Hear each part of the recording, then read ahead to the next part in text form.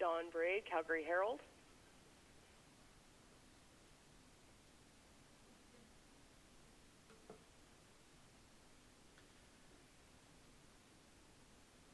Don, are you there?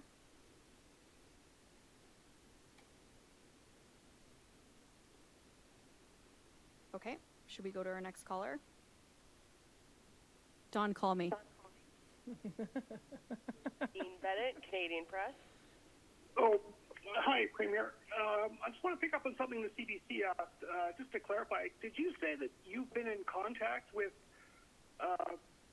people who are before the courts on their COVID-related cases after they had been charged? Is that the case? And if so, who have you been contacting? You know what? Contacted by? Who have you spoken to? I'm a politician, and so on the campaign trail, I was contacted by a lot of people who are facing fines. Yep. No, I asked for specific names, but I guess I'm not going to get them. Premier, I wonder if you could clarify exactly, since this came up in terms of your discussions with justice officials, in my mind, it's been a bit confusing in terms of what was discussed. I mean, at various times you've said the talks are done, the talks are ongoing, it's prosecutors, it's not prosecutors. I was only asking about general sentencing or prosecution principles. I was asking about specific elements to these cases. I was asking about amnesty. Can you clarify exactly what is it that you asked or discussed with Tyler Shandro and the Deputy Minister? Well, let's be clear. The CBC story was untrue, and I've asked for an apology, and I still haven't gotten it, and I've asked for a retraction. They gave the impression that me or my staff was calling around to Crown prosecutors, and that was not true. The Alberta Crown Prosecution Service confirmed there was no political interference, and the Independent Public Service also did a review of 1 million emails between my office and the 900 email boxes that are within Crown prosecutors and found nothing. So let's be clear that the CBC started a story that was simply untrue. I have always said that I was going to seek amnesty. I have always said my contact with the ministry has been appropriate, and the ministry saw my public comments and what I campaigned on, and they gave me legal advice that, number one, amnesty is not available to a premier. It's only a power that the Governor General has. And number two, we lost a case, CM versus Alberta, because it was found that the Chief Medical Officer of Health went through a flawed process to implement a health order. There is now another case going through, Ingram, that looks at all of the health orders, and we're waiting for that decision to come down. The case was heard in the fall, and we'll be waiting for the court process to play itself out. So that's what the advice was that was given to me by the Justice Minister. That's what I'm waiting for, and that's the reason why I have not pursued it any further. I've accepted the advice of my Justice Minister. Operator, let's go to our last caller, please. Catherine Grogowski, Alberta Today.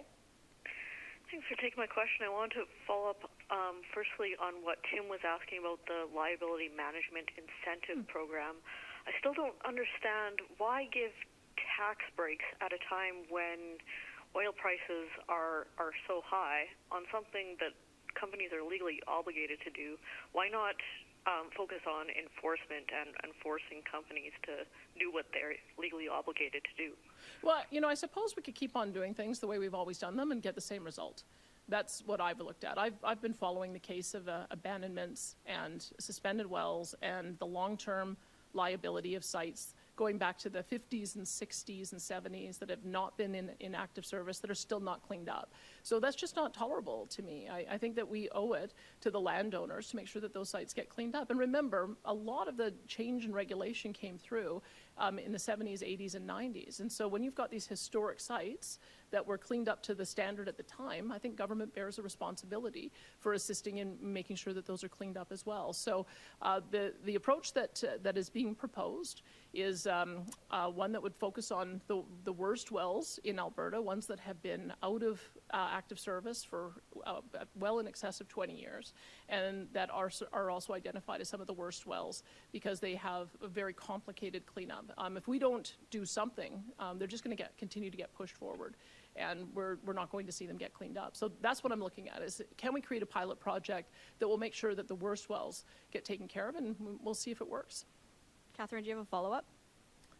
Yeah, so on the sustainable jobs legislation, it seems that both labor and industry are in alignment right now, saying we have no time to waste to match the incentives within the U.S. Inflation Reduction Act, or we risk getting left behind. How fast are you willing to work with the federal government on this? What else are you looking for? Well, I've put together a council of my key ministers who are impacted by the proposed federal legislation. Remember, there's three things that the federal government has said they want to do. That they want to bring in aggressive emissions caps. They propose 42% emissions reduction by 2030 on our oil and natural gas industry. They've proposed 30% emissions reduction on fertilizer. They proposed disallowing natural gas to be on our electricity grid after 2035. And they've also proposed what they started off calling the Just Transition legislation, and they've changed the name of that, and I'm glad for that, and I hope we don't hear that language anymore, because we know that environmental groups use that as a proxy to talk about phasing out the workers altogether. So if they're going to make a shift, I'll be pleased to see that as well. But the key ministers that I'm consulting with, and we had our first meeting this morning, our Finance Minister Travis Taves, Energy Minister Pete Guthrie, Environment Minister Sonia Savage, our Jobs and Economy and Northern Development Minister Brian Jean, as well as Matt Jones, who is our Utilities and Affordability Minister, and Nate Horner, our Agriculture and Irrigation Minister. So I'm going to make sure that we're all working in tandem to make sure we've got the same message, the same approach, and that we're able to put forward a policy that Albertans can feel confident in. I think what has shifted in what I have seen over the last 5 years is that there's a huge appetite on the part of industry to address this issue, to make technological changes, to bring in dramatic emissions reductions, and we want to support them in that. But if you put forward policies that will phase out emissions too quickly before technology becomes available, it's going to result in our resources being shut in, and we simply can't have that. That will then end up cutting off our ability to do these kinds of investments. So that's the conversation that we're having around our table, and it's the conversation that I started with the Prime Minister, and I hope that we'll be able to come to a common agreement. You're being evasive earlier in your answers, and I don't think you want to be seen as being evasive. Did you speak to Art Pulowski, individual who is charged before the court right now, in this calendar year, and if so, what did you say to him? I did say yes, and I said the same thing that I've always said, that I had sought the opportunity to seek amnesty. I was told by my Justice Minister, amnesty is not available to a Premier. It is only an option that is available to the Governor General, and that we are waiting on a case to be resolved. The